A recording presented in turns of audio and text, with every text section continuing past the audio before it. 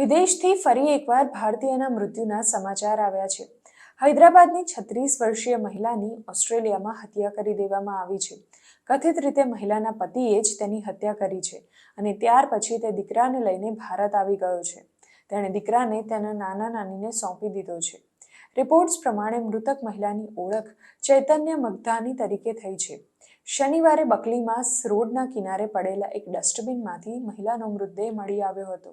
આ મહિલા પોતાના પતિ અને દીકરા સાથે ઓસ્ટ્રેલિયામાં રહેતી હતી। આ ઘટનાની જાણ થતાં જ ઉપ્પલના ધારાસભ્ય બંડારી લક્ષ્મણ રેડ્ડી મૃતકના માતા પિતાને સાંત્વના આપવા તેમના ઘરે પહોંચ્યા હતા। મૃતકનો પરિવાર જે વિસ્તારમાં રહે છે તે ધારાસભ્યનું મતક્ષેત્ર છે।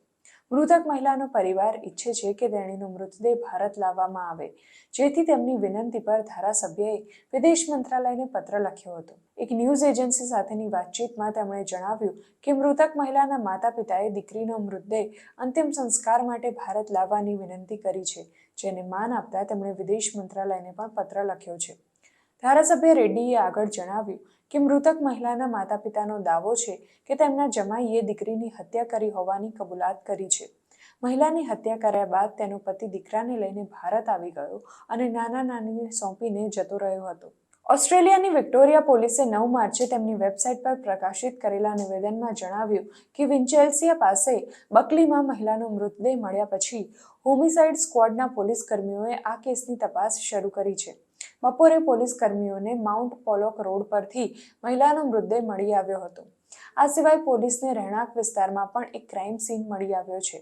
પોઈન્ટ કુકના મિર્કા વે પાસેના રેસિડેન્શિયલ એડ્રેસ પરથી ક્રાઇમ સીન મળ્યો છે, એટલે કે વિક્ટોરિયા પોલીસનું માનવું છે કે ભારતીય મહિલાની હત્યા સાથે તેનું કનેક્શન હોઈ શકે છે। વિક્ટોરિયા પોલીસે આગળ કહ્યું કે તપાસ કરી રહેલી ટીમ હાલ તો મહિલાના મોતને શંકાસ્પદ ગણી રહી છે।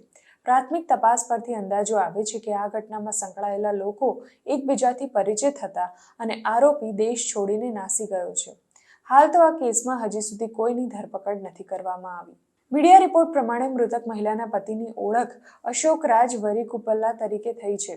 એક અખબાર સાથે વાત કરતા હૈદરાબાદના કુશેગુડા પોલીસ સ્ટેશનના ઇન્સ્પેક્ટર વીરાસ્વામીએ જણાવ્યું કે અમને પ્રાપ્ત થયેલી માહિતી અનુસાર મૃતક મહિલાના પતિ અશોક રાજે તેના સાસુ સાથે મુલાકાત કરી હતી અને તેમના દીકરાને તેમને સોંપી દીધો હતો, જે બાદ તે ત્યાંથી જતો રહ્યો હતો।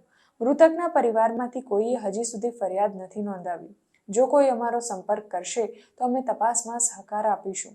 હાલ તો અમને અશોકરાજ ક્યાં છે તેની ખબર નથી અને અમે કોઈ ફરિયાદ વિના જ કેસની તપાસ કરી રહ્યા છીએ।